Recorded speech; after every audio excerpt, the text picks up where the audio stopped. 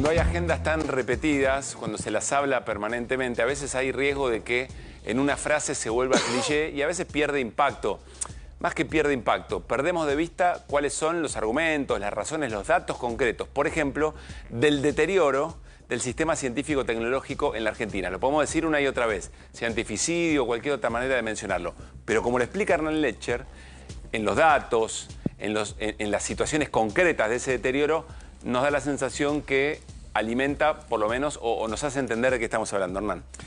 Pablo, a ver, si pensás en un país que pujante, que va a crecer, ¿pensás en un país que le da bola a la ciencia o que la tira al tacho? Sin ninguna duda, por supuesto que le da bola. Bueno, quiero mostrarte los datos concretos que están viviendo la ciencia, la tecnología en la Argentina y el rol que le da en los números concretos, decías vos, en el presupuesto, en los salarios y en las obras, el gobierno a lo que tiene que ver con la ciencia desde que asumió para acá. Si querés, arrancamos con la portada. ¡Upa! ¡Qué fuerte!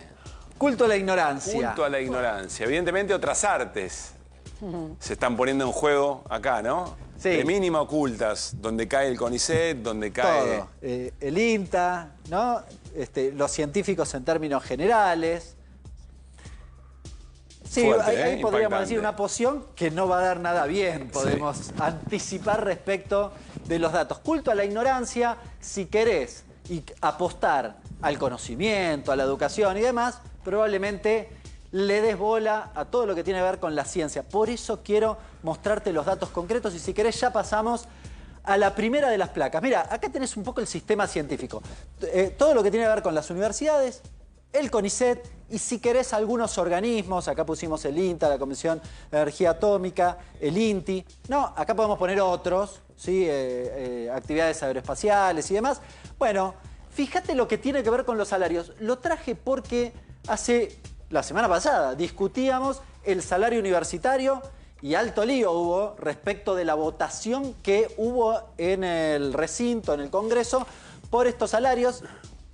Milei lo llamó degenerados fiscales a los legisladores porque votaron esto. Si mañana se vota también una recomposición salarial de la ciencia, que fíjate cuánto cayeron. Va a haber veto seguramente. Probablemente. En un rato Pablo nos va a contar porque ya hay movilizaciones que se están pensando por este tema. Bueno, las universidades nacionales, lo hablábamos la semana pasada, 23,1 de caída en términos salariales.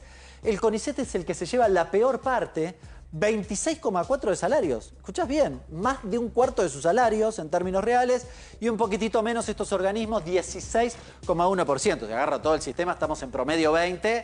Complicado. Complicado el escenario. Muchos científicos, ¿qué hacen? Terminan yéndose al exterior. Claro. ¿No?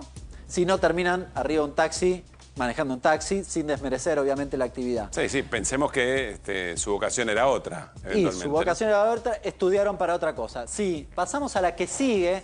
Fíjate, acá te traje para que no haya dudas respecto, y lo corté así a propósito, para que no haya dudas respecto de la ejecución del presupuesto, de lo que tiene que ver con la principal partida de la Secretaría de Innovación y Ciencia, que es justamente el presupuesto de ese área. Tenía presupuestado en el 2023 casi 75.000 millones de pesos. Está re viejo, tendríamos que hablar de 300.000 millones. Claro, ahí le metes una licuadora furiosa. Tremenda. Ahora, mira cuánto ejecutó. 2,94%. Escuchaste bien, ¿eh? Menos del 3%, nada. O sea, ahí tenés licuadora en presupuestado y en ejecutado tenés motosierra.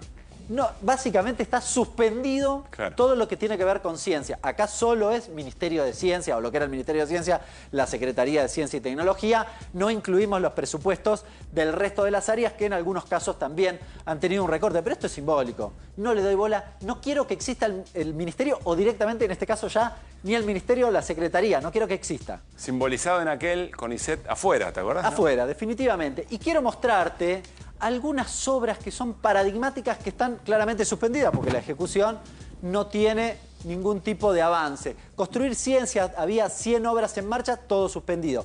Equiparar ciencia, 700 equipamientos que se le daban a distintas áreas y demás, también suspendidos. Fondos del BID que financiaban proyectos PIC y de investigación y desarrollo, absolutamente paralizados. El BID es el Banco Interamericano de Desarrollo que ya había dado esos pusieron la préstamos. plata para esto. Sí. Bien, y fondos de la CAF también, en el mismo sentido, para obras que están absolutamente paralizadas. Quiero mostrarte alguna de esas obras para que diga, che, ¿justificado o no justificado? Sí. Si querés vamos a la primera. Mira, Centro de Innovación de Agricultura Sostenible en Mercedes, acá cerquita, del CONICET, ITEC, que es YPF Tecnología, e YPF Agro. Bueno, las obras quedaron paradas a la mitad. ¿Qué iban a hacer acá? Proyectos que tienen que ver con mejorar los rindes del agro. Esto no es una cosa menor. Hoy lo adelantó en nuestro grupo Pablo Ibáñez más temprano, respecto de una noticia muy importante. Subieron las acciones de Bioceres en Nueva York porque básicamente se convalidó, se autorizó el uso de lo que se llama HB4, un trigo transgénico, que ¿quién lo inventó? Una doctora que se llama Raquel Chan, del CONICET y de la Universidad del Litoral.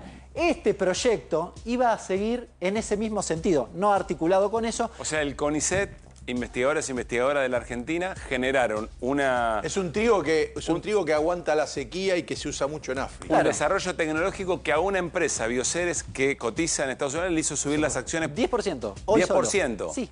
Y nace acá. Bueno, no nace en esta obra, pero en una obra quiero equivalente. Decir, no importa, nace en lo que estamos hablando. Exactamente, en eso, que es un trigo, como dice Cero, que se banca la sequía, es decir, y que además yo puedo cultivar trigo en lugares que hoy, no se o que habitualmente no se podían porque son hostiles para ese tipo de cultivo. Eso te da recursos, aún en malas... No, pero además con lo lo cual, reconoce, si te da recursos, te da soberanía, lo ¿o no? reconoce la FAO eso porque es una ayuda contra el hambre mundial. Porque sí, claro. no está hecho te como permite extender lo que se llama frontera agrícola, que hoy lo tenés cubierto porque básicamente ya está toda la tierra ocupada. Pasemos a la siguiente.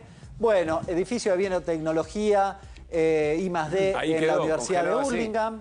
Fíjate, son todos más o menos similares.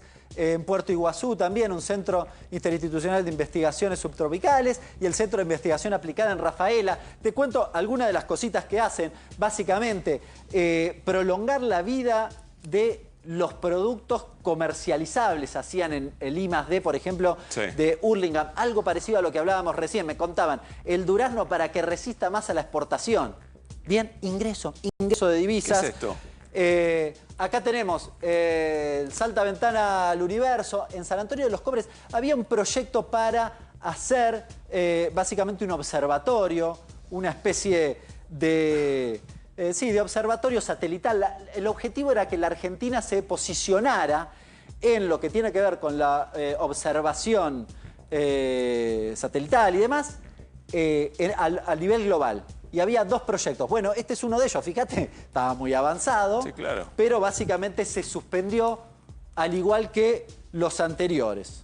Si querés pasamos, me parece que ya las últimas, el Centro de Servicios Tecnológicos del Parque Industrial de Tres Arroyos. Muy importante esto, muy importante. ¿Para qué sirve? Sirve para agregarle valor y para ayudarle, algo parecido a lo que hace el INTI, ayudar a la empresa productora industrial en la Argentina a que baje costos. Algo que se supone que le interesa a Milei, claro, que todo el tiempo habla. Bueno, suspendido también, lo volaron. Pregunta, Hernán.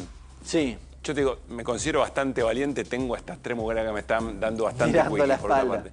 Pregunta, ¿es válido si el gobierno dice, bueno, lo que pasa es que ahora no hay plata? Entonces, recomponemos y cuando haya volvemos a ocuparnos de todo esto. O paralizar la ciencia y tecnología de esta manera nos mete en una herida o en un daño que es difícil después recomponer. Tres cosas. Primero, es difícil de recomponer. Segundo... Porque lleva tiempo. Sí, porque lo que suspendiste acá, después hay que ver si estas obras no tenés que arrancarlas de cero de nuevo. No, y además, si los que estaban haciéndolo se fueron al exterior. Exactamente. Segundo, te genera ingreso de divisas. Ingresos en términos generales. Impuestos. Es decir, es una inversión que la recuperás y la recuperás muy fácilmente. Y tercero, si querés, en términos más generales, ¿cuál es el rol de la educación, la ciencia y la tecnología en la sociedad? ¿No? Si querés, como una pregunta abierta, cerramos con la obra paralizada del planetario en la ciudad de Paraná. Bueno, todo lo que vimos, ¿cuál es el rol de la educación, la ciencia y la tecnología en la sociedad? ¿Es un rol secundario? ¿No vale la pena invertir en eso? ¿O tiene centralidad? Lo respondemos en casa y mañana con Hernán Leche en QR la seguimos, por supuesto.